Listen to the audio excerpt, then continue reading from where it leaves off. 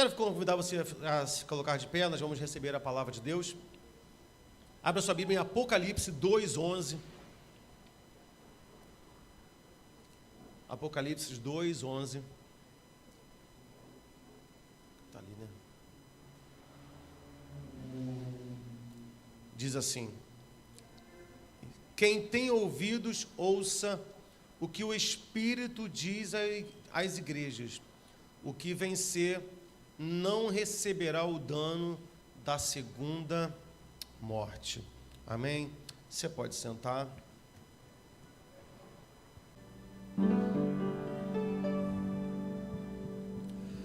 A dor é a mesma em cada mortal, o medo da morte no dia final, como há de ser o dia do adeus na vida de quem não vive com Deus. Viva com Deus agora e aqui, e não tenha medo de um dia partir. Por isso eu insisto nos conselhos meus, aceite a Cristo e viva com Deus. Contemple a cruz e faça o que eu fiz. Aceite a Jesus e seja feliz. A morte não tem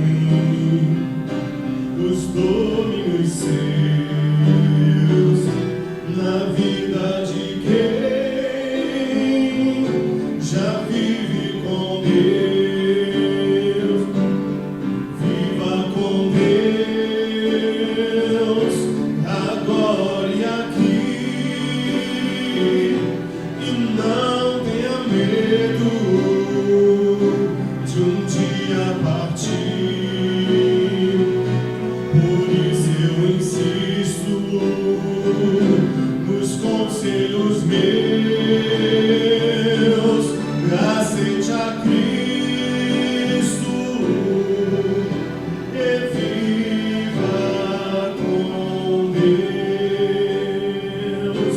A morte morreu no leito da cruz, e quem já venceu foi Cristo Jesus,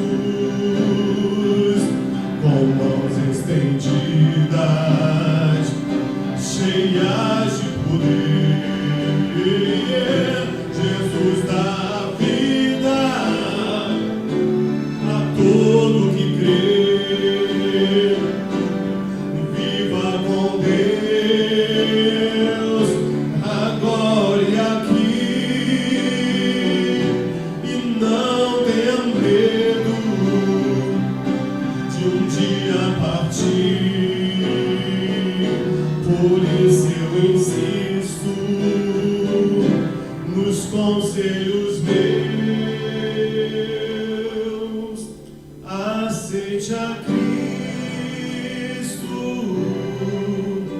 e viva com Deus. Viva com Deus. Viva com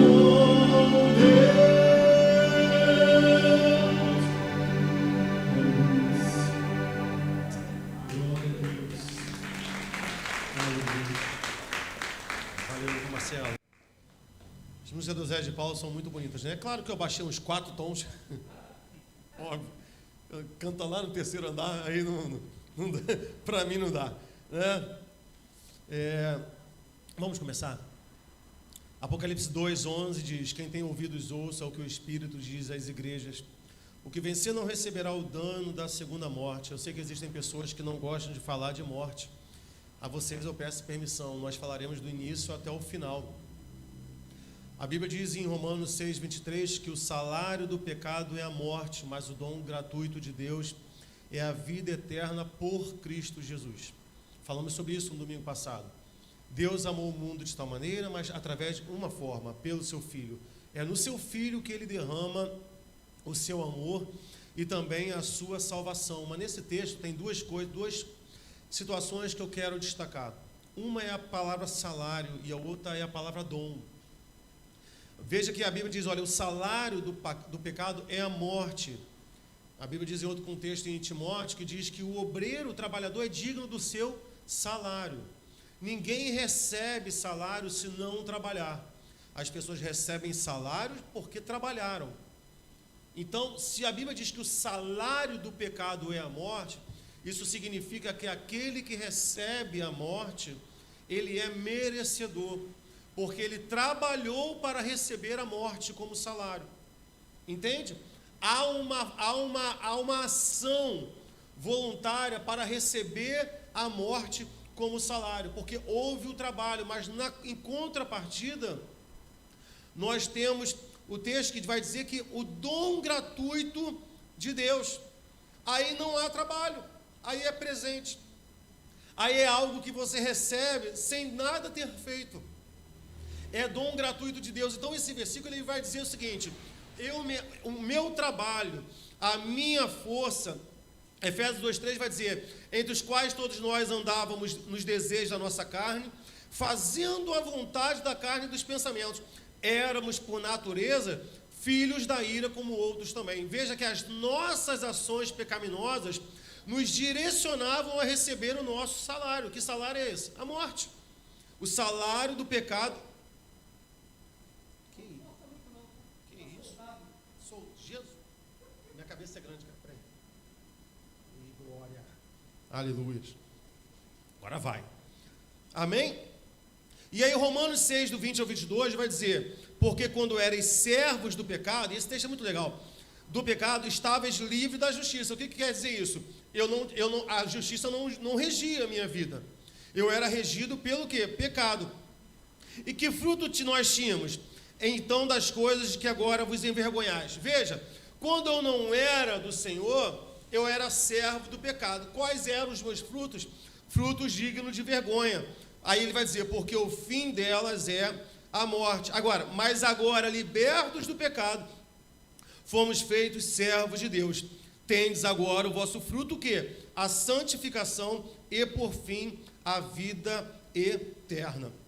Então, Deus nos libertou do domínio do pecado. A gente, de vez em quando, está vendo na televisão aí, reportagens sobre pessoas que são encontradas em fazendas, em algumas empresas, ou em pastelaria de chinês, em trabalho com características de regime escravo. E aí o que a gente vê? A polícia vai lá, ela bate e liberta aquele trabalhador que está em um regime escravo. O Brasil ainda tem muito trabalho escravo. Isso é uma vergonha para nós. E a gente precisa também, uma pausa aqui, precisa repensar as nossas ações. Porque se você compra uma boneca de R$1 e você acha realmente que com R$1 ele conseguiu extrair a matéria-prima, derreter o plástico, fazer o plástico, comprar o molde do plástico, ensacolar, fazer um navio chegar aqui, a boneca chega por R$1, é óbvio que lá na outra ponta tem um trabalho escravo.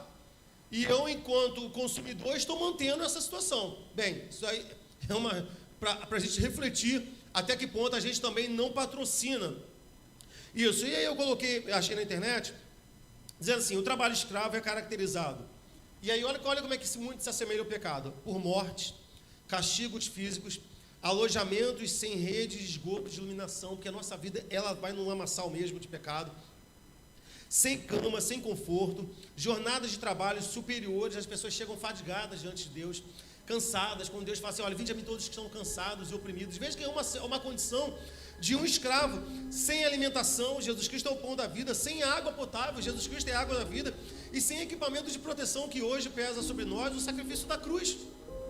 Essa é a condição de um escravo. Então quem é essa pessoa que foi lá e nos libertou? Jesus Cristo. Colossenses 1,13 vai dizer: Ele nos resgatou do domínio das trevas e nos transportou para o reino do seu Filho, o Filho do seu amor. É como se Ele tivesse pego a gente de uma fazenda, preso. Ele falou: não, eu vou te tirar daqui e eu vou te levar para uma outra realidade. Agora, existem pessoas que mesmo em situações assim, há a possibilidade da salvação, a salvação chega até ela, mas ela ainda assim rejeita.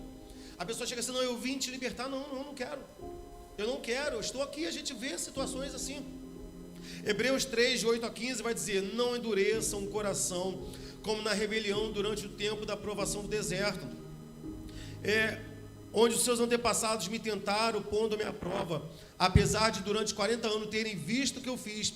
Por isso eu fiquei irado contra aquela geração e disse: os seus corações estão sempre se desviando, e eles não reconheceram os meus caminhos. Assim, jurei na minha ira, jamais entrarão no meu descanso. Cuidado, irmãos, para que nenhum de vocês tenha coração perverso e incrédulo.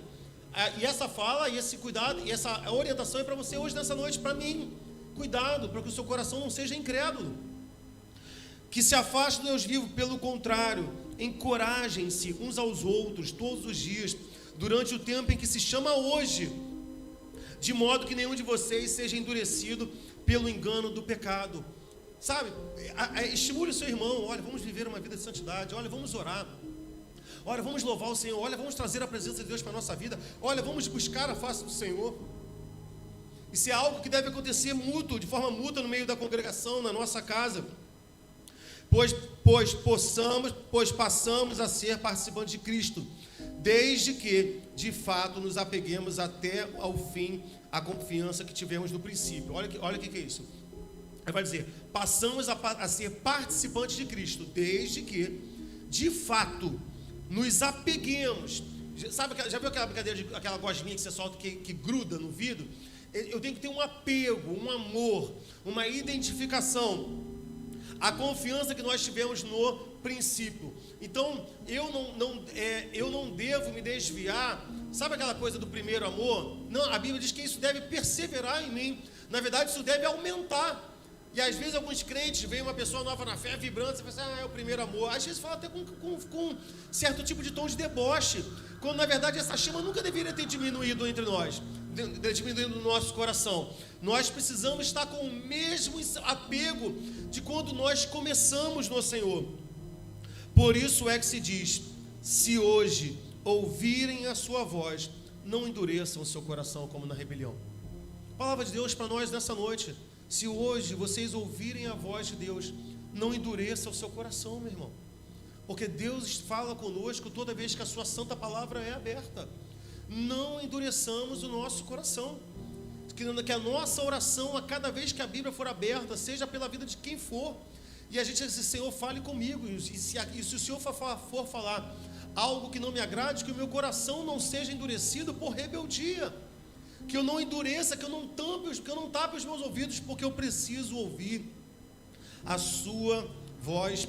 Hebreus 2,14 vai dizer: isto, como os filhos participam da carne e do sangue, também ele participou das mesmas coisas, para que pela morte aniquilasse o que tinha império da morte, isto é, o diabo. E como é que Cristo nos libertou do império da morte? Como é que Ele nos libertou do peso de Satanás morrendo em nosso favor, morrendo em nosso lugar? E é por isso que logo uma pessoa que não reconhece a Cristo como o único suficiente Salvador, é uma ação de rebeldia, porque ela olha para um Cristo crucificado, que se entregou por nós e diz assim: morreu porque quis, eu não pedi. Só que a questão é que não existe neutralidade no mundo espiritual. A Bíblia diz: ou serve a um Deus ou serve a outro. Sempre estaremos servindo a alguém. Só que Cristo vai lá e nos liberta. E uma outra característica importante a gente pensar é que o texto vai dizer que Ele nos tirou do império e nos transportou para um reino. Veja que no império há o quê? Um imperador. O imperador é sempre aquele que impõe, é sempre um déspota, é sempre alguém tirano. Mas Ele não nos levou para um outro império, Ele nos levou para um reino. E no reino não há um imperador, no reino há um rei. E dentro dos padrões antigos de reis éticos, quando a gente vê aqueles filmes do Mel Gibson, esses filmes de guerra, quem era o cara que ia na frente das batalhas? Era o rei. E é isso que Deus faz por nós. Muito interessante o louvor ter cantado hoje uma música antiga que diz que o Jeová é o meu cavaleiro que cavalga para vencer. Eu nunca vou para uma batalha sozinho, ou Deus lá atrás dizendo assim, não, vai lá. Não, ele cavalga ao meu favor. Ele vai à minha frente. E em muitas situações ele vira para mim e diz assim, olha, nessa batalha vocês não vão precisar pelejar. Em outras batalhas ele sequer mandou soldados. Ele manda, olha, manda jovens cantando harpa. E quando eles chegaram lá, as batalhas já estavam vencidas. Porque essa é a característica do nosso rei. Pese na balança. Pese na balança como Deus nos trata, como ele se revela a nós e como o diabo se revela. E como o diabo se mostra. Na verdade ele não se mostra, mas a gente sabe das suas ações. Ele se disfarça, mas a gente sabe qual é o fim da vida de uma pessoa que Satanás destrói a sua vida. Olha, pesa na balança. Continuando. E aí a gente precisa compreender, eu estou meio acelerado hoje porque a pregação está um pouco extensa. Uma coisa que a gente tem que entender é que a primeira morte vai chegar, irmão. Tu vai morrer. Eu vou morrer, irmão. Se tu morrer antes, eu faço teu velório. Se eu morrer antes, tu vai lá e me chora no velório. Se você puder ir. Já falei que vai ser aqui, hein? Né, igreja? Quero ninguém apertar de cemitério. Pessoal cantando, Michele Louvor tocando e eu aqui. Entendeu? Com algodão no nariz. Todos nós iremos morrer. Tem que botar, que é tampinar, né? Na boca, no ouvido. Todos nós iremos morrer. Tiago 2,26 vai dizer, porque assim como o corpo sem o espírito está morto, assim também a fé sem obras é morta. Eclesiastes 12,7. O pó volte à terra de onde veio e o espírito volte a Deus que o deu. Salmo 146, versículo 4. Quando os espíritos deles se voltam ao pó. Naquele mesmo dia acabam seus planos. Tu vai morrer, irmão. Cruz, pastor. Deixa eu fazer cruz não, meu irmão. Tu vai morrer. Porque todos nós iremos. Às vezes eu fico olhando assim, pensando assim, cara, eu vou morrer, meu. Essa semana nós fomos surpreendidos aí. Eu fiquei muito triste com a morte do Lázaro. Gosto muito das músicas do Lázaro, assim, uma letra com um teor bem evangelístico, sabe, você percebia ali um amor pelo aquilo que ele cantava. E aí eu estava vendo um vídeo que botaram no grupo dos homens, ele falando sobre a ponte quebrada, um videozinho, e eu olhando para aquele vídeo, e eu falei assim, caramba, essa semana a gente vendo a foto do Luciano, e foi você que falou, né, eu falei assim, nossa, tão estranho ver um amigo nosso em fotos e já morto, não deve ter nem mais pele, sabe? Já deve estar em estado de decomposição. Isso aí é o que nos aguarda, irmão. E o triste é vermos uma geração que vive sem considerar a realidade da morte, que é o nosso único compromisso que nós temos na nossa agenda quando nós chegamos a esse mundo. Iremos morrer. É certo, nós iremos morrer. E a questão é que nós nunca estamos preparados. Pastor, meu Deus, essa tua pregação está um bode terrível. Desculpa, a pessoa que está chegando aí primeira vez, né? Fala assim, meu Deus, que dia que eu vim apresentar minha filha? Esse pastor deve estar com um demônio. Mas, irmão, essa é a verdade. Agora, isso aí é ruim? Isso é triste? Não é. Porque a morte, ela me convida a viver melhor. A morte, ela me convida a tomar decisões mais assertivas. A morte me convida a olhar para a realidade da vida. Eclesiastes 9:10. O que as suas mãos tiverem que fazer, façam com sua força, pois na sepultura para onde você vai não há atividade, não há planejamento, não há conhecimento nem sabedoria. Faça agora, ame agora, sabe? Abraça o seu familiar agora, cuide dele agora. Não vai adiantar você chorar um túmulo, ele não estará vendo, irmão. Ele não estará presenciando nada.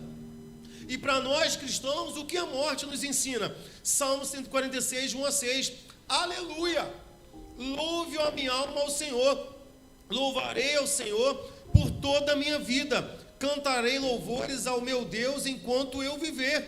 Não confie em príncipes, em meros mortais, incapazes de salvar.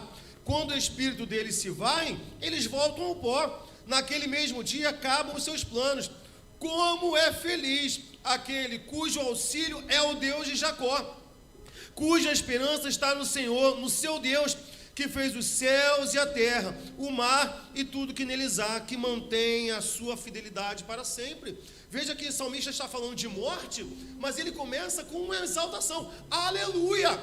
Louvarei ao Senhor enquanto eu viver, porque Ele sabe que a sua vida é efêmera e limitada, Ele sabe que a morte chegará, mas enquanto ela não chega, eu vou usar os meus lábios para louvar ao Senhor, para adorar ao Senhor, porque eu não confio em príncipes, em homens que são meros mortais. O meu auxílio é o Deus de Jacó, que persiste e vive para todo sempre. Ele é o Deus fiel, que se revelou a nós. E se Ele é eterno, a sua fidelidade também é.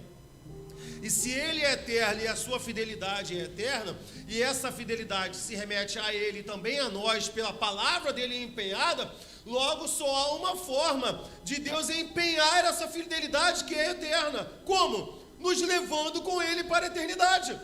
Porque senão Ele estaria mentindo. Olha, eu sou eterno, minha fidelidade é eterna. Tá bom, vocês morrem, mas acabou. Não, a fidelidade dEle nos arrasta para a eternidade, para vivermos juntamente com Ele. E uma coisa que nós não podemos esquecer, que mesmo dizendo que o salário do pecado é a morte, quando eu entrego a minha vida a Cristo, eu sou livre dessa segunda morte, ainda assim a morte tem um poder universal sobre toda a criação. Sobre toda a criação. Eu estou falando da primeira morte, a gente já vai chegar na segunda morte. Josué, olha a metáfora, Josué 23:14. Agora estou prestes a ir pelo caminho de toda a terra. 1 Reis 2:1-2. Quando se aproximava o dia da sua morte, Davi deu instruções a seu filho, e ele disse: estou para seguir o caminho de toda a terra. Todos morrerão. Isso é o caminho de toda a criação. E agora vamos ouvir alguns textos bem pesados. Jó 21, do 21 ao 26.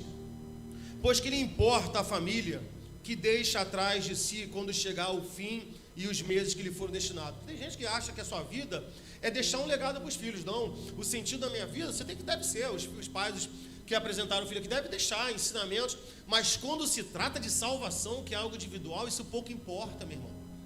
Isso pouco importa. O que importa, se a família que ele deixa para trás chegar ao fim dos meses que foram destinados. Haverá alguém que o ensine a conhecer a Deus, uma vez que ele julga até os de mais alta posição?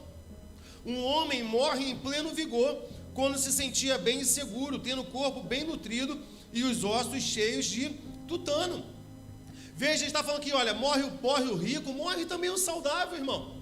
A gente vê uma senhora lá da Inglaterra, entrou no hospital com Covid, a mulher tinha 101 anos, irmão. Fez aniversário, internado e saiu viva. E a gente vê o nosso irmão Lázaro, que morreu com 54. Um homem que aparentemente estava cheio de vigor. Todos morrerão. Eclesiastes 2, do 1 ao 19. Deixa eu fazer a leitura desse texto. Pensei comigo mesmo, vou experimentar alegria. E veja, irmão, se esse não é o apelo de todo mundo. Todo mundo quer ser feliz. Vou experimentar alegria. Descubra as coisas boas da vida. Mas isso também se revelou inútil. Concluí que rir é loucura, e a alegria de nada vale. Decidi-me, então, entregar ao vinho a extravagância, mantendo, porém, a mente orientada pela sabedoria. Eu queria saber o que valesse a pena debaixo do céu, nos poucos dias da vida humana. Lancei-me a grandes projetos, construí casas, plantei vinhas para mim. Veja que Salomão está numa crise existencial, ele está assim, cara, eu quero descobrir qual é a razão da vida, eu quero descobrir qual é o meu propósito. Ele está falando de várias coisas que ele se empenhou, em projetos, em bebedeiras, em mulheres, não só coisas ilícitas, mas coisas normais, de empreender um projeto, talvez num trabalho. Lancei-me em grandes projetos, olha, fiz jardins, fiz pomares, neles plantei todo tipo de árvore frutífera, construí reservatórios para regar os meus bosques, comprei escravos e escravas, tive escravos que nasceram em minha casa. Além disso, tive mais bois, ovelhas, do que todos que vieram antes de mim em Jerusalém. Ajuntei prata, ajuntei ouro, tive tesouros, mais tesouros de reis, tive terras, províncias, servi-me de cantores, cantoras, tinha um harém com um monte de mulher, as delícias, e também um harém, as delícias do homem.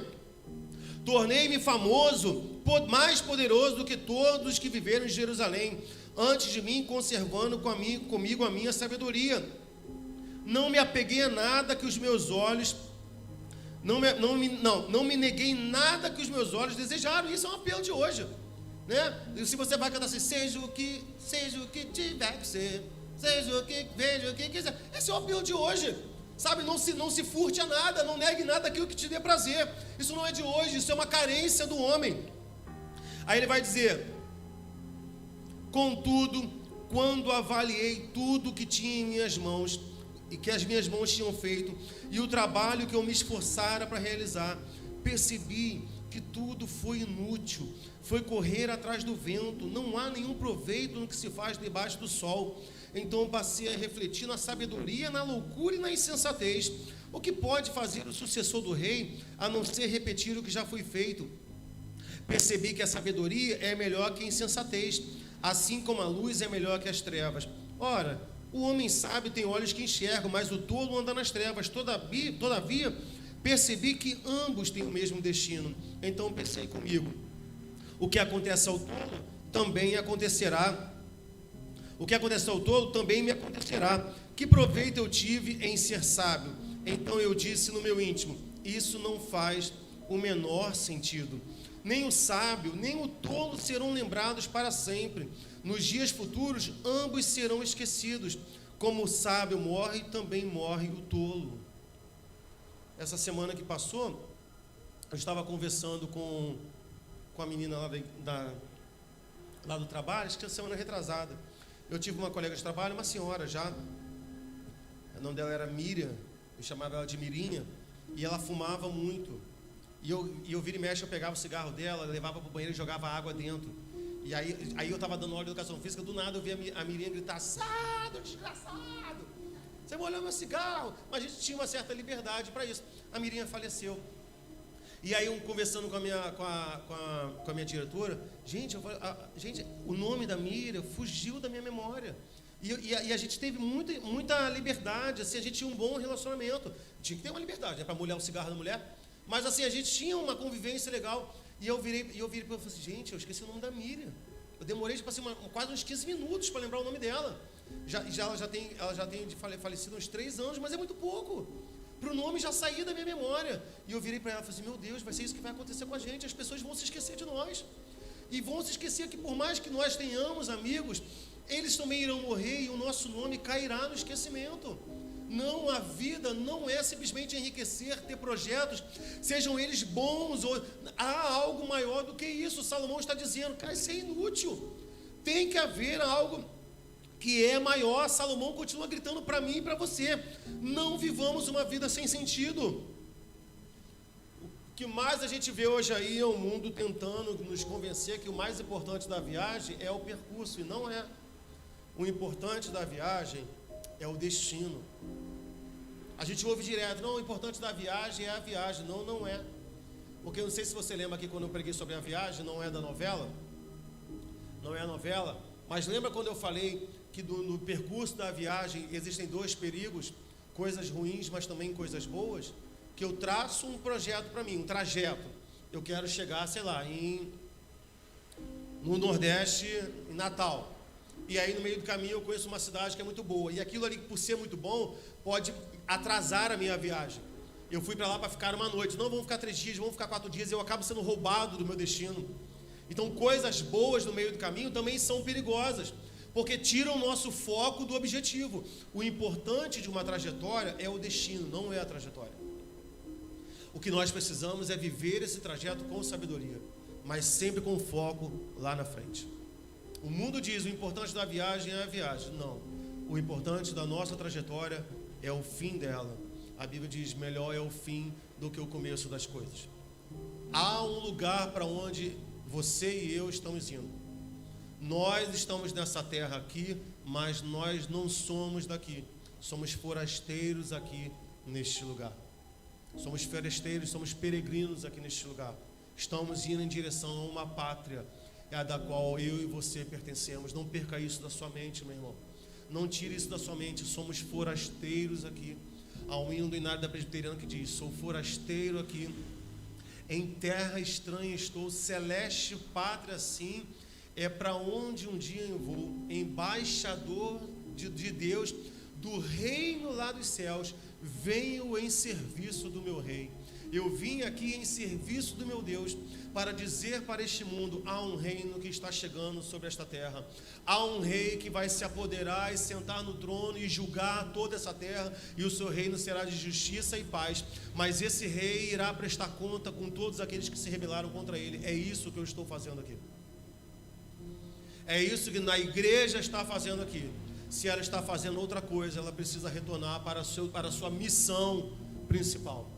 É dizer: o reino de Deus já chegou. Só falta o rei se estabelecer. Porque o reino já chegou. Então, queridos, assim, pensar na eternidade é uma das maiores provas da maturidade cristã. Porque quando a minha cabeça está focada no céu, tudo o resto fica muito pequeno. Fica muito pequeno, trabalhar ou não trabalhar, prosperar ou não prosperar, sabe, ter um carro mega, ou ter um carro que não é tão mega, tudo é pequeno diante da eternidade. A Bíblia diz que a gente não consegue mensurar o peso da glória que a nós está determinada. Nós podemos fazer sonhos, sim, nós podemos ter projetos, sim, mas tudo isso é muito pequeno diante daquilo que está reservado para mim e para você. Então, se eu vivo em prol desses objetos, que vida pobre, que vida mesquinha, que vida fútil, que vida inútil. Por isso que o apóstolo Paulo vai dizer: olha, nós somos os mais miseráveis dos homens, se nós não cremos na ressurreição. Há algo maior. Cristãos maduros pensam no porvir, cristãos imaturos pensam, aí eu tinha colocado assim, pensam no mundo. Não, mas eu estou falando para crentes. Então, assim, cristãos maduros pensam na eternidade, cristãos imaturos pensam numa religiosidade transitória. Cristãos imaturos ficam preocupados: eu nunca fui consagrado a nada, o pastor nunca deixou eu abrir o culto, eu nunca consegui cantar no playback da igreja. Aqui você pode vir cantar, não tem problema nenhum não, né? O pastor nunca deixou eu botar um copo d'água lá em cima. Porque ele está preso numa religiosidade transitória, quando o que Deus tem preparado para mim é muito maior.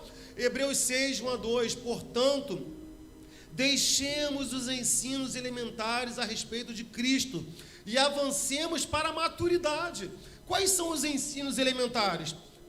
Sem lançar novamente o fundamento do arrependimento, de atos que conduzem à morte, da fé em Deus, da instrução a respeito de batismo, da imposição de mãos, se foi ordenado, se não foi ordenado, da ressurreição dos mortos, do juízo eterno, porque a minha mente precisa estar na eternidade, focado na eternidade. São princípios cristãos? Sim, mas são princípios básicos, são rudimentos elementares. A gente precisa desenvolver.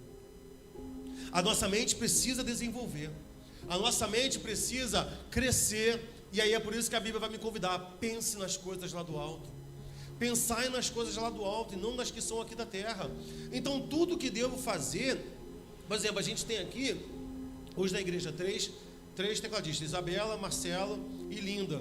Talvez em uma outra igreja, e isso pode acontecer, um tecladista estaria tocando aqui, aí chegou um tecladista, ele ficaria enciumado.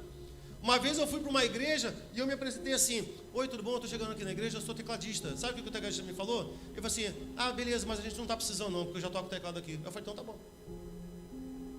Porque para ele, essa expressão religiosidade, para ele é o máximo, mas para mim não é. Para mim, eu toco teclado aqui na igreja, mas a minha cabeça e a minha mente precisa estar focada no Senhor. Então, antes de eu ficar chateado com qualquer situação, eu preciso pensar: essa minha chateação corrobora e colabora para que o reino de Deus seja difundido, seja propagado, ou simplesmente é o meu ego que está ferido? Ou simplesmente é uma crise de mimimi gospel que está dentro de mim, porque eu sou cheio de nhenhenhê. Ou quando eu ficar triste por qualquer situação na igreja, no trabalho, na minha casa, eu preciso parar e pensar: a razão da minha tristeza, se isso que causa a minha tristeza fosse resolvido, o reino de Deus seria melhor apregoado, seria melhor estabelecido, pessoas se converteriam, pessoas seriam alcançadas pelo evangelho. Não, só eu me satisfaria. Logo, isso é egoísmo, porque a minha cabeça está focada no pínfimo, no pequeno, e não nas coisas do Senhor. É disso que a gente precisa pensar. Eclesiastes 11, 9.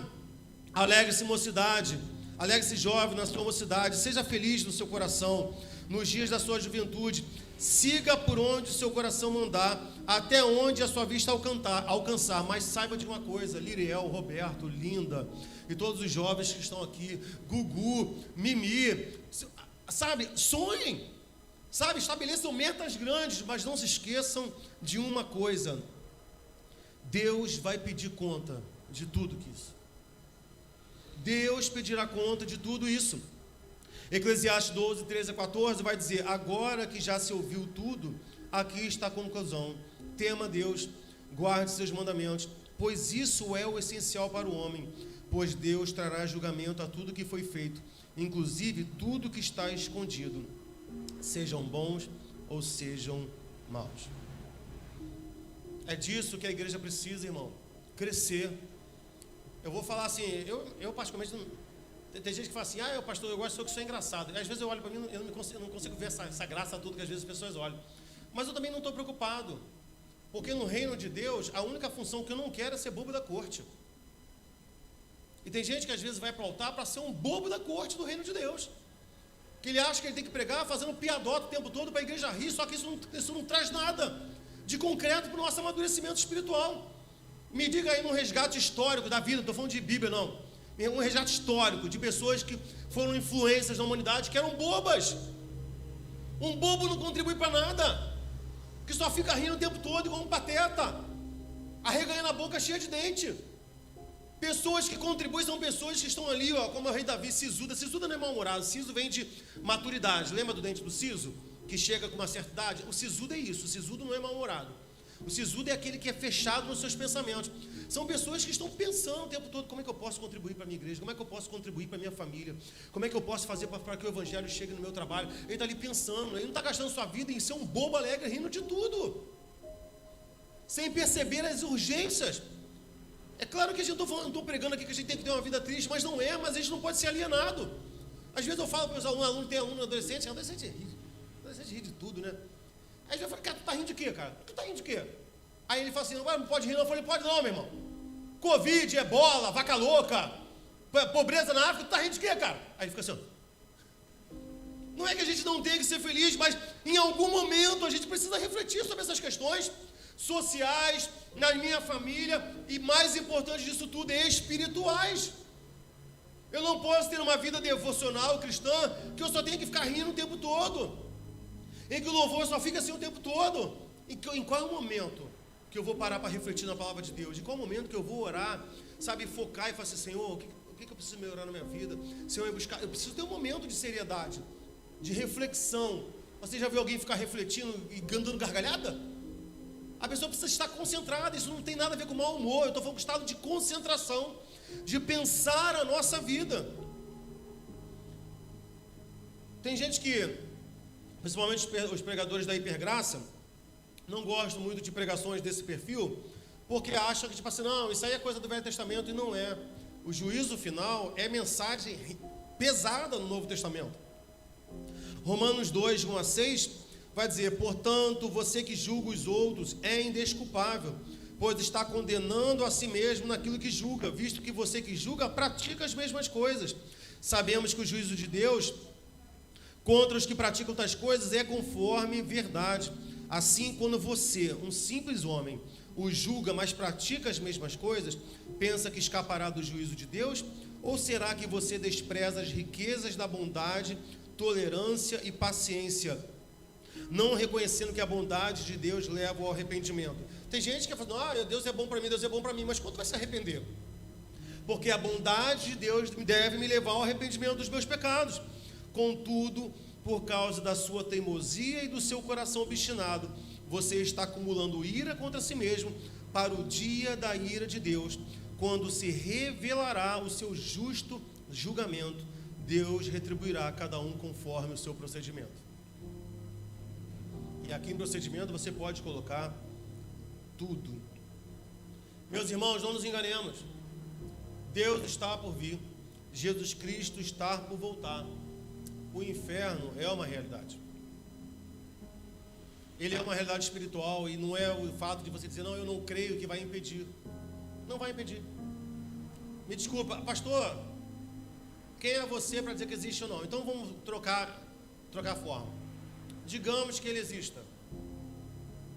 O que a sua descrença pode fazer contra ele, se ele existir? O que a sua descrença pode fazer?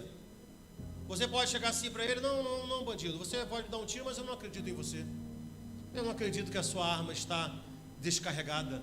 Eu não acredito que você está armado. E se ele estiver? Eu não acredito que haja bala. E se tiver? E se ele der um tiro? Eu não acredito que seja de verdade. E se for de verdade? A tua descrença impede a sua morte? Minha descrença não impede nada. A minha descrença não tem poder para nada. 2 Pedro 2, 4 a 6. Pois Deus não poupou os anjos que pecaram, mas o lançou no inferno, prendendo-os em abismos tenebrosos, a fim de serem reservados para o juízo. Ele não poupou o mundo antigo, quando trouxe o dilúvio sobre aquele povo ímpio, mas preservou Noé, pregador da justiça, e mais 7 pessoas. Também condenou as cidades de Sodoma e Gomorra, reduzindo elas às cinzas, tornando-as exemplos do que acontecerá aos ímpios. A gente olha para a história de Sodoma e Gomorra e a gente fica assim: meu Deus, que terrível, Deus fulminou 2 cidades, mas Sodoma e Gomorra foram apenas um exemplo do que acontecerá a toda a humanidade que o negar. Aquilo é um exemplo do que acontecerá a todos os ímpios. 2 Pedro 2, 9 a 14. Vemos, portanto, que o Senhor sabe livrar os piedosos da provação e manter em castigo os ímpios para o dia do juízo, especialmente os que seguem os desejos impuros da carne e desprezam a autoridade, insolentes, arrogantes. Tais homens não têm medo de difamar os seres celestiais. Contudo, nem os anjos, embora sendo maiores em força e poder, fazem acusações injuriosas contra aqueles seres na presença do Senhor, mas eles difamam o que desconhecem, são como criaturas irracionais, guiadas pelo instinto, nascidas para serem capturadas e destruídas, serão corrompidos pela sua própria corrupção. Eles receberão retribuição pela injustiça que causaram. Consideram prazer em entregar-se à devassidão em plena luz de dias. São nódoas, são manchas, regalando-se em seus prazeres, quando participam das festas de vocês, tendo os olhos cheios de adultério, nunca param de pecar, iludem os instáveis e têm o coração exercitado na ganância. O que o apóstolo Pedro vai dizer sobre essas pessoas? Malditos. Isso aqui está falando de pessoas de fora da igreja, de pessoas dentro da igreja, de pessoas de dentro da igreja. São manchas que estão no nosso meio. Queridos, o que eu estou falando aqui nessa noite é muito sério para nossas vidas. Que haja temor no nosso coração. Uma vez eu ouvi um pastor falando isso, e é uma realidade, e é muito pesado o que eu vou dizer agora. Nunca houve uma igreja em que todos fossem salvos, nem mesmo o primeiro projeto de igreja, que foram os discípulos de Jesus Cristo, e o pastor era o próprio Jesus, mas Judas pereceu. Judas foi mandado ao inferno. Nunca houve uma igreja onde todos fossem salvos, e o pastor era o próprio Jesus. É certo, quase certo, de que algumas pessoas aqui sejam lançadas no inferno.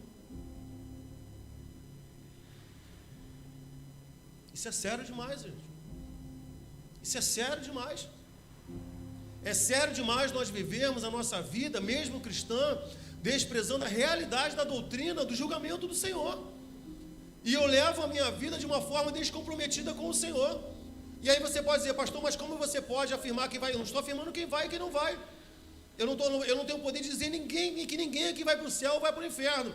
Mas que nunca houve na história uma igreja onde todos fossem salvos, nunca houve. Nunca houve. E o que isso traz para nós? Um alerta. Eu preciso estar alerta. Quando a Bíblia diz orar e vigiar, você acha que isso é brincadeira? Você acha que a Bíblia está brincando quando ela diz: olha, orem e vigiem, porque Satanás, o vosso inimigo, anda ao nosso derredor, bramando como um leão. Veja, há um estado de fúria em Satanás contra a nossa vida, e ele não cessa, ele nos rodeia o tempo todo. E qual é o seu objetivo? Ele busca quem possa tragar.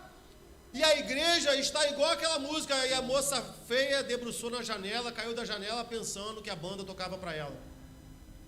A música estava à toa na vida, o meu amor me chamou para ver a banda passar cantando coisas de amor. Tem crente que está assim, à toa na vida, à toa no reino, à toa na sua vida espiritual, à toa na sua comunhão com Deus.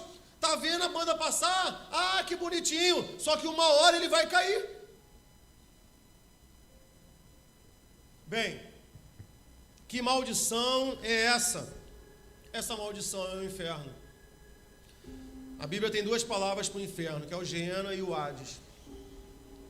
O Hades, em alguns textos, não é referente ao inferno, se refere ao lugar dos mortos. Aí a gente precisa ler de acordo com o seu contexto. Quando o texto diz que Jesus desceu ao Hades, ele não desceu ao inferno.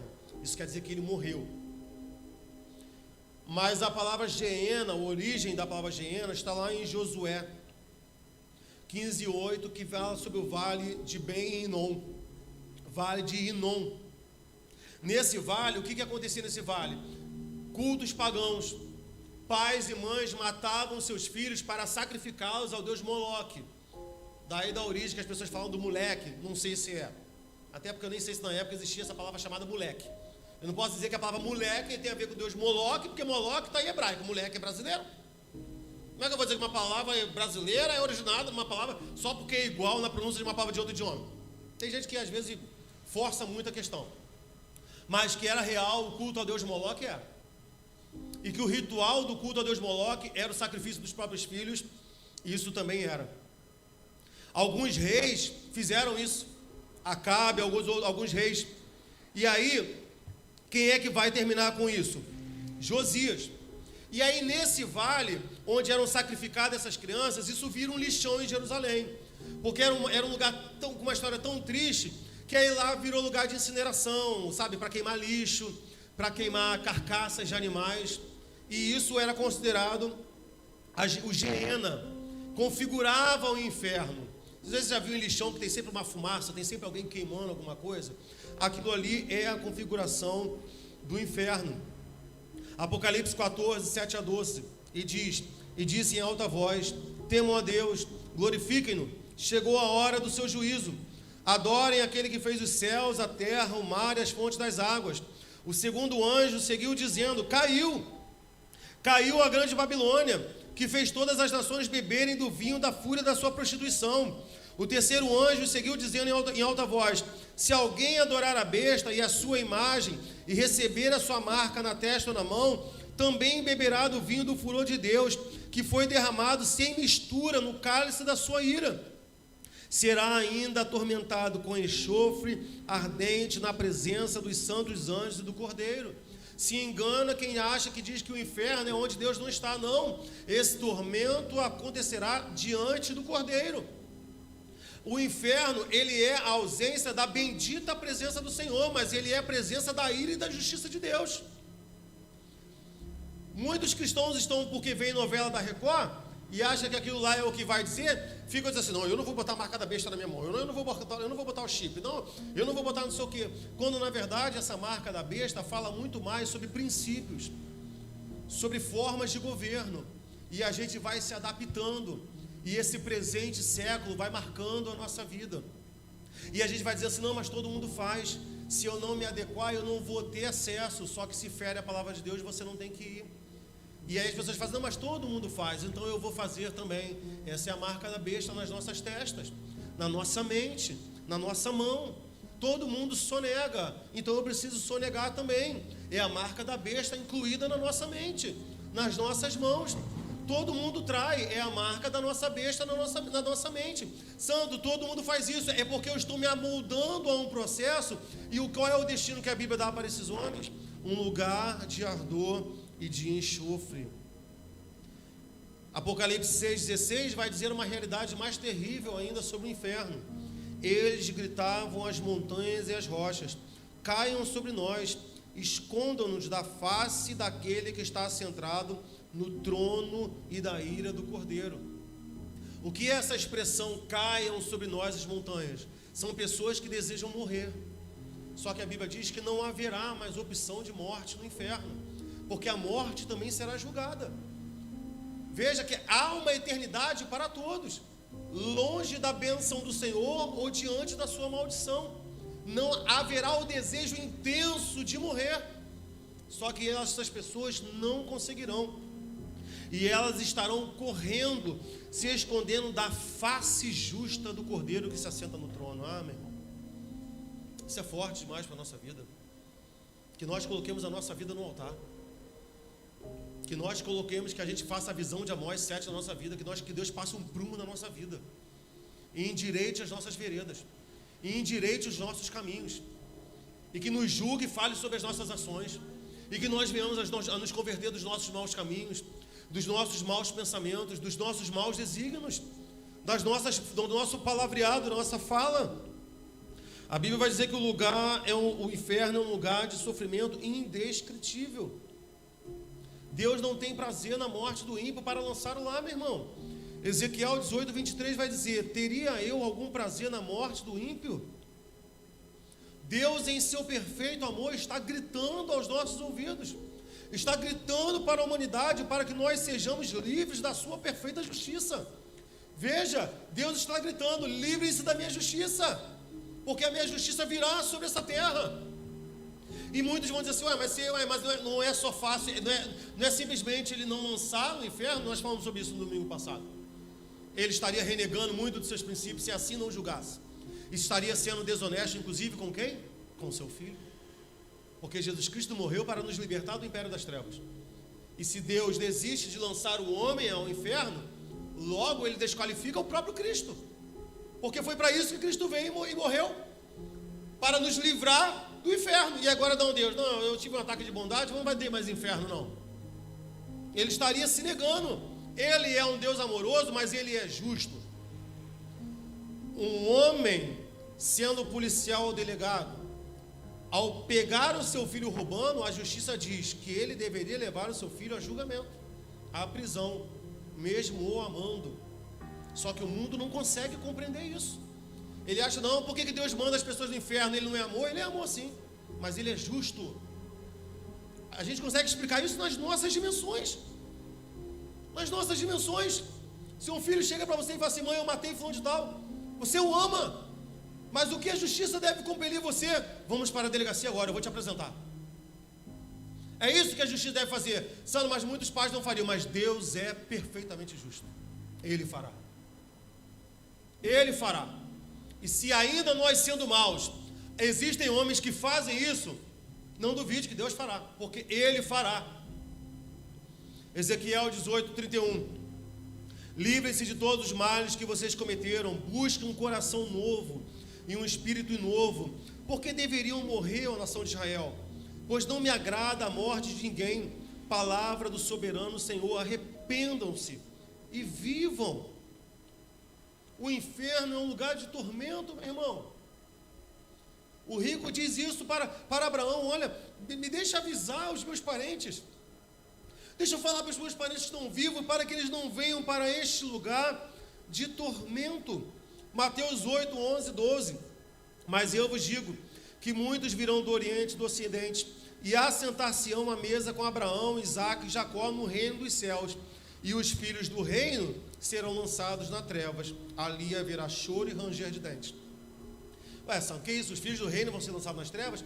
Porque aqui o que ele está falando? Olha, vai vir gente de tudo quanto é lugar, vão se assentar com Abraão, Isaque e Jacó. Aqui está falando para os judeus. Ele está falando assim: olha só, vai vir gente de tudo quanto é lugar para se assentar com o nosso pai na fé, com Abraão. E vocês que são do reino escolhido por Deus, vocês que são da nação escolhida por Deus, vocês serão lançados no inferno, porque rejeitaram a Cristo.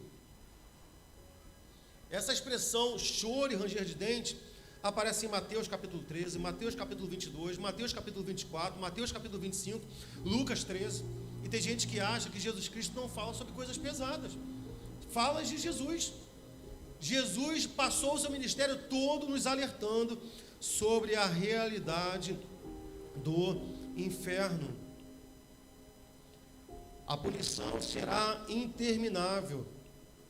Judas 1,7. Assim como Sodoma e Gomorra e as cidades circunvizinhas, que havendo se corrompido como aqueles e ido após outra carne, foram postas, por exemplo, sofrendo a pena do fogo eterno.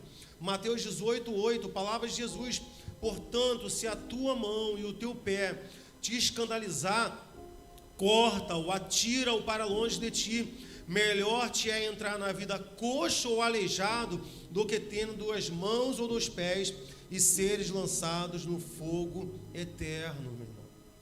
Eu sei que a igreja adventista do 7º dia crê no cessacionismo e que as pessoas simplesmente deixarão de aparecer, mas a Bíblia é repleta de textos que dizem que o inferno é para sempre, que ele é eterno. Mateus 25, 41, então dirá também aos que estiverem à sua esquerda, apartai-vos de mim, maldito, para o fogo eterno. Não era para nós, era preparado para o diabo e para os seus anjos. O inferno não foi feito para o homem. O homem se lança no inferno por causa da sua obstinação. Mateus 25, 46, e estes irão para o tormento eterno, mas os justos para a vida eterna. Agora, qual é a grande incoerência mundial? Qual é a grande incoerência do homem? A grande incoerência do homem é acreditar no céu e não acreditar no inferno. É isso que eu acho incoerente.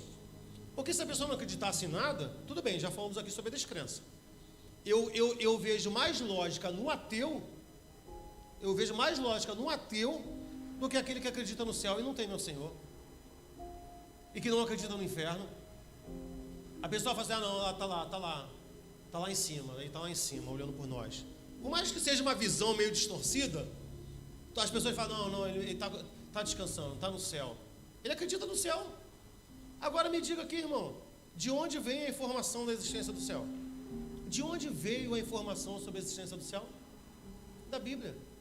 É de lá também que vem a informação sobre o inferno. Não tem lógica. Não tem lógica eu crer no céu e não crer no inferno. Mateus 25, 46. E irão estes para o tormento eterno, mas os justos para a vida eterna. A Bíblia é clara, existem os dois. A Bíblia descreve os habitantes do inferno como náufragos na ira de Deus. Como pessoas que perdem o controle, que estão navegando descontroladamente na ira do Senhor. Apocalipse 20, 10. E o diabo que os enganava foi lançado no lago de fogo e enxofre, onde está a besta e o falso profeta. Há muitas pessoas que têm medo do inferno por causa daquela imagem, aquela questão aquela ideia do inferno de Dante, né, que fica aqueles demônios lá dando tridentada nas pessoas. Tem um vídeo de uma pastora, né, vai para o inferno, você, esposa, que fica ai, ai, ai, ui, ui. Satanás vai, não sei o que, com o seu tridente. Meu irmão, Satanás também estará sendo julgado. Tira isso da sua mente, que Satanás está num trono sentado fazendo porque o choro e o ranger de dentes estará saindo também da boca do diabo. Ele estará tão condenado quanto todos que estiverem lá. O inferno não é playground de Satanás, já falei isso aqui. O inferno é a aplicação da justiça do Senhor contra os ímpios e rebeldes de coração. As pessoas temem o inferno por terem medo do diabo lá. Ai meu Deus, Deus que me livre. Ai, o diabo vai ficar lá. Não. Veja como é que o nosso sentido cristão está sendo distorcido. Quando na verdade o inferno fala da justiça do Senhor e da ira e da condenação do Senhor. As pessoas ouvem falar de inferno, têm medo do diabo e não têm medo de Deus. A palavra do Senhor diz, a Ele seja o nosso temor, a Ele seja o nosso amor, a Ele também seja o nosso medo. A Bíblia diz, não tema um homem que pode matar o corpo, antes lhe direi a quem deveis temer. Tema aquele que pode mandar o corpo e a alma para o inferno. É a esse que nós devemos temer. É ao Senhor que nós devemos temer. Já vou me encaminhando para o final. Judas 1, 13.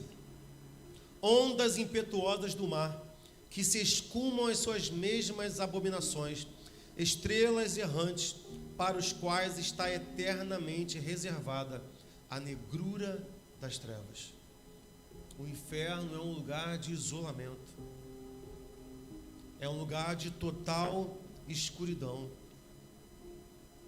Agora, a Bíblia diz que o destino do crente é totalmente oposto aos dos ímpios. Graças a Deus. Graças a Deus. Hebreus 2, 14 e 15 vai dizer, e visto como os filhos participam da carne e do sangue, também ele participou das mesmas coisas, para que pela morte aniquilasse o que tinha império da morte, isto é, o diabo, e livrasse todos os que com medo da morte estavam por toda a vida sujeitas à servidão. Crente, que é crente, não tem medo de morrer. Tem não. Essa semana pensando nesses dias aí, tão dias trabalhosos, irmãos. Sabe, essa questão da pandemia, de tanta coisa ruim que a gente está vendo, de tantas pessoas mais. Eu falei com a minha mãe, mãe, nossa, o mundo está muito difícil. O mundo está terrível. Por que Jesus não, assim, Jesus podia voltar logo e finaliza isso. E finaliza isso. Aí minha mãe falou assim, calma só. Mas esse às vezes é o desejo. Porque é difícil você pesar o que a gente vê no mundo e no outro lado da balança, pesar o que a Bíblia diz a respeito da volta do Senhor, que é o que a gente vai falar no domingo que vem. Sabe? E de tudo que a gente vê, e de tudo aquilo que Deus é, e de que o céu é para nós, dificilmente nosso coração não almeja e não deseja pela volta de Jesus Cristo. É por isso que a Bíblia diz, o Espírito e a noiva dizem vem. É o desejo do crente, meu irmão. Nós vivemos, nós planejamos, nós vivemos, mas o desejo maior do crente é que Cristo volte. Isso não pode ser para nós desesperança, nem depressão. Não estou fazendo uma crítica aqui ao pastor, deputado Marcos Feliciano, mas ele teve uma fala muito infeliz, porque há um tempo atrás um pastor da Assembleia de Deus se suicidou. E aí o Marcos Feliciano querendo explicar, e que é um pecado, ele tentando, não sei o que ele tentou, se foi melhorar a situação da igreja, do pastor. Ele falou assim, esse pastor era tão homem de Deus que no seu desejo ardente de ver o Senhor, ele precipitou a sua vida. Aí não, porque em situações de angústia, nós temos Deus. A Bíblia diz que Deus é nosso socorro bem presente na angústia. Eu não estou falando disso. Eu não estou falando de depressão, de querer se matar, não. Eu estou falando de um desejo de ver o céu se abrir e ver nosso Jesus Cristo voltar, meu irmão. É disso que a gente está falando. Eu não estou falando de falta de vontade de viver. Eu estou falando de desejo de viver a eternidade. Porque Deus nos sustenta. Ele é a nossa alegria. Ele é a nossa força. Entende? Ele que nos sustenta. Mas nós sabemos o que Ele tem preparado para nós. O que deve nos mover é o desejo pela eternidade, meu irmão. Apocalipse 21, versículo 4, diz que Deus limpará dos nossos olhos toda lágrima, não haverá mais morte, nem pranto, nem clamor, nem dor, porque as primeiras coisas já são passadas, irmãos. Quantas vezes nós vamos trabalhar com dores ou com tristeza dentro do nosso coração? Quantos motivos esse mundo nos oferece para chorar? Sorrimos. O nascimento dos nossos filhos, sabe? A formatura, quando ele se formar em... Como é que é? Qual foi a formatura do Nicolas B? Que ele ganhou um anel? Era Jardim? Se formou... Se foi a formatura do pré. Se formou em quê? Em pré. Vocês vão rir igual uns bobos. Meu filho está se formando em pré. Aí termina o ensino médio. Se formou o quê? Formação geral. Formou em quê? Em geral. Nem sei o que é isso. Mas o pai fica bobo pra caramba. Mas há algo muito maior. Queridos, a mensagem para nós nessa noite, ao finalizar aqui as minhas 9 folhas de pregação, fechei, é que nós fujamos, irmão, do inferno. É que nós esteja na nossa mente, que nós fujamos do inferno. E o bom disso é eu saber que o único caminho que eu tenho para fugir do inferno é o caminho que me leva para a cruz de Cristo. Não tem como fugir de lá. Está indo para onde? Estou fugindo do inferno. Mas lá é a cruz de Cristo. É? Então é para lá que eu estou indo. Porque quanto mais perto eu estou do sacrifício de Cristo e da sua graça salvadora, mais longe o inferno está de mim. Mateus 10, versículo 28. Lucas 13, 23 e 29, perdão. E disse-lhe um: Senhor, são poucos os que se salvam? E ele lhe respondeu: porfiai, entrai, por entrar pela porta estreita, porque eu vos digo que muitos procurarão entrar e não poderão. Queridos, a respeito do céu, a respeito da vida com Deus, eu vou dizer o que a Bíblia fala. Estreita é a porta e apertado é o caminho. Não é fácil ser cristão. Não é fácil ser cristão. Eu mandei um texto para Débora.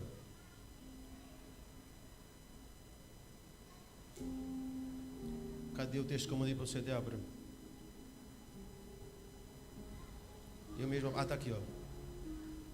Eu quero ler esse texto para a gente fechar. É uma carta de um homem do ano de 120 depois de Cristo, quando o cristianismo começou a se difundir no Império Romano, de um homem chamado Diogneto. Me escute só por mais um momento. O cristianismo surgia como uma das maiores invocações criadas na humanidade. Revolucionava os valores conhecidos, particularmente aquele da fraternidade, da solidariedade, de relacionamento entre os seres humanos. Considerada a joia da literatura cristã primitiva, a Carta de Diogneto foi escrita cerca de 120 anos depois de Cristo. Ela foi direcionada ao Império Romano, ao imperador romano, que queria conhecer sobre o cristianismo. Esse imperador romano ficou assim: gente, esse povo é tão estranho, esse povo é diferente. E ele se interessou. E aqui está a carta de Diogneto a esse imperador. A carta ao imperador Diogneto. Excelentíssimo Diogneto, vejo que te interessas em aprender a religião dos cristãos e que muito sabe cuidadosamente te informaste sobre eles. Qual é esse Deus no qual confiam, como veneram, para que todos eles desdenhem o mundo, desprezem a morte e não considerem os deuses que os gregos reconhecem, nem observem a crença dos judeus. Que tipo de amor é esse que eles têm uns para com os outros? E finalmente, por que essa nova estirpe ou gênero de vida apareceu agora e não antes? Bem, aqui está a descrição dos cristãos feita por esse homem. Os cristãos não se distinguem dos demais homens, nem pela terra, nem pela língua, nem pelos costumes, nem em parte alguma habitam cidades peculiares, nem usam alguma língua distinta, nem vivem uma vida de natureza singular. Nenhuma doutrina desta natureza deve a sua descoberta, invenção ou conjectura de homens de espírito inquieto. Nem defendem, como alguns, uma doutrina humana, habitando em cidades gregas e bárbaras, conforme coube a sorte de cada um, e seguem os usos e costumes das regiões, no vestiário, no regime, na alimentação, e revelam unanimemente uma maravilhosa e paradoxal constituição no seu regime de vida política. Habitam pátrias próprias, mas como peregrinos. Participam de tudo como cidadãos e tudo sofrem como estrangeiros. Toda terra estrangeira é para eles uma pátria, e toda pátria é uma terra estrangeira. Casam como todos e geram filhos, mas não abandonam a violência os recém-nascidos. Servem-se da mesma mesa, mas não do mesmo jeito. Encontram-se na carne, mas não vivem segundo a carne. Moram na terra e são regidos pelo céu. Obedecem às leis estabelecidas e superam as leis com as próprias vidas. Amam todos e por todos são perseguidos. Não são reconhecidos, mas são condenados à morte. São condenados à morte e ganham a vida. São pobres, mas enriquecem muita gente. De tudo carecem, mas em tudo abundam. São desonrados e nas desonras são glorificados. Injuriados são também justificados. Quando são insultados, bendizem. Quando são ultrajados, prestam honra. Fazendo bem, são punidos como maus. Fustigados, se alegram, como se recebessem a vida. São hostilizados pelos judeus como estrangeiros. São perseguidos pelos gregos. E os que os odeiam não sabem nem dizer a causa do ódio. E aí ele vai seguindo. E eu quero ir aqui para o final. E ele vai dizer: também os cristãos habitam em tendas mortais, esperando a incorrupção dos céus. Provada pela fome e pela sede, a alma vai se melhorando. Também os cristãos, fustigados dia a dia, mais se vão multiplicando. Deus os colocou numa situação que não é permitido fugir. Isso aqui é o que a igreja é. Isso são os valores do reino plantado em nós. Mandei para a Débora, mandei para a Bárbara também. Quando a Bárbara falou assim, pastor, nossa, depois que eu me batizei, o negócio pegou. Mas estreita é a porta, apertado é o caminho. A vida cristã não é uma vida fácil, mas há algo superior reservado para mim e para você. Não é uma vida fácil, porque a Bíblia diz que o mundo jaz no maligno.